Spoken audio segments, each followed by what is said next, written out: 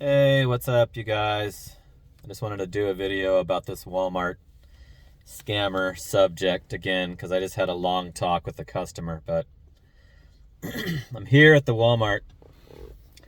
I just got back from a triple order. It took me a lot longer because I had like a 15-minute discussion with one of the customers that was shocked that I spoke English and was excited to talk to me about how she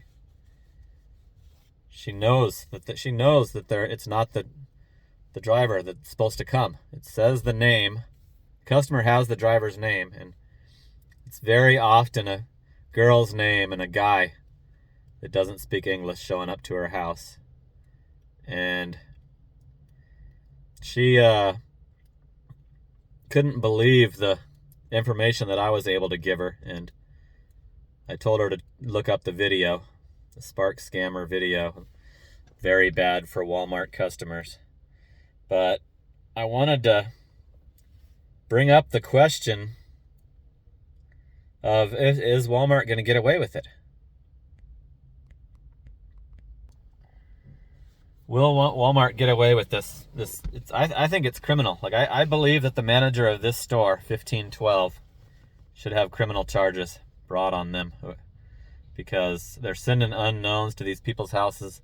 This lady opened her door and propped her door open and had me set the order right just inside her door, and she was taking it to her kitchen. Her and her adult son were receiving the order, and both of them couldn't believe that I spoke English, and that she also mentioned that the car doesn't match. So I guess it tells the customer what car should be pulling up, and she says the car never matches. And I knew that already, that the car doesn't match, because I've talked to the dispensers, the car loaders, and I had one of the car loaders yesterday come up and call me by name. He's like, "Hey, Aaron." And so while he's loading the order, I say, "What do you do when that's not their name?" And he laughed, and he seemed like he was new. I hadn't seen him before, and I was like, "So when they train you as a new employee doing this job, do they tell you that the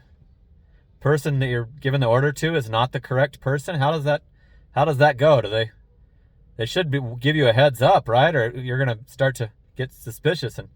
And he wouldn't answer that question. The employee wouldn't answer that, if they inform you that it's an illegal driver pulling up to get the order, and you still have to hand it over to him. I'd love to know how that goes. Like, I'd like to get a job at one of these Walmarts that's catering to the fraudulent drivers, and see how they tell me, like, go undercover, get a job, and then I could just refuse the orders once I get started until they fire me. But so the customer doesn't really know how to complain about it. She's not sure what and because I've asked her, like, have you complained? Aren't you, like, concerned? What if it's one of the criminals that's always brought up? That it could be. How do you know? They're unchecked, coming to your house. She's actually got her door open during the order's being unloaded, and there's a full-on unknown person showing up to your house. So my question is, why hasn't Walmart started preventing this now? Why haven't they, now that the government administration's is in the process of gonna be changing, and the new administration is gonna be frowning upon this? Why is it still? I'm actually making less this week. Like, I think the scammers are doubling down and increasing their hours, and more are working, because this has been the slowest week since I've been back from Washington. So I'm pretty sure they're stockpiling as much money as they can while they have the chance, just in case they get booted out, or they have to escape the city, go to a safer city. There's cities that are promising to defy the laws and protect them from being deported. So, but anyway, that was I haven't been bringing it up to customers. I don't bring up this subject to customers anymore, because sometimes they're offended by it and they're for it going on. But This customer was excited to talk to me about it. She couldn't wait to. And she had the PIN number required that she just switched to. She just recently switched to where you have to get a PIN number from her before you can drop off the order. And I've had those where they couldn't find the PIN number. It's both times it's been businesses. And you have to return it. You can't, there's no way to get around or switch to signature or override it. You have to return the order if they don't give you the PIN number. And one of the places was a daycare. And she had me come behind her desk and showed me the Walmart website that had her, and it had my name on it. It had showed my name on the when she was looking for the PIN number, and it didn't have the PIN number.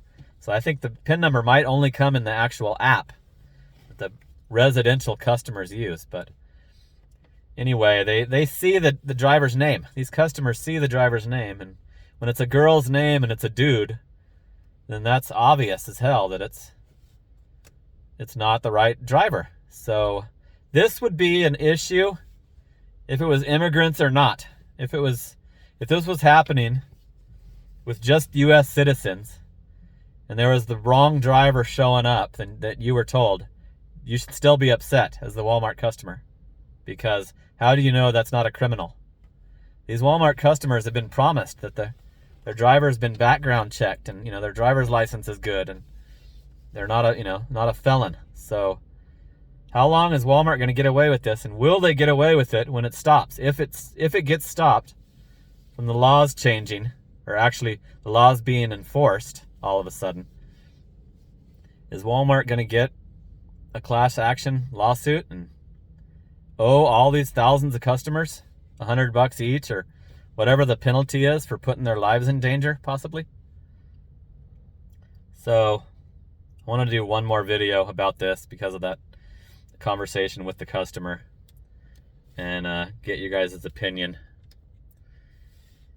and see if you're in agreement with me that Walmart shouldn't get away with this. So give me your opinion in the comments. Is Walmart going to get away with it? Like, Walmart is the one company that's fully aware of it, because they hand over the orders. The DoorDash and Uber Eats and Grubhub and the other ones, the restaurants know about it, but they're not the company that's allowing it. They're not the company that's responsible for keeping the wrong driver off the apps. And I've been getting these identity checks multiple times a day now, and it doesn't stop them one bit. It doesn't stop the scammers at all. I still see them. I still only get bottom of the barrel crap orders. Don't get any shopping orders. I'm doing a second curbside right now. I'm at the pickup. So Walmart, are you even going to attempt to try to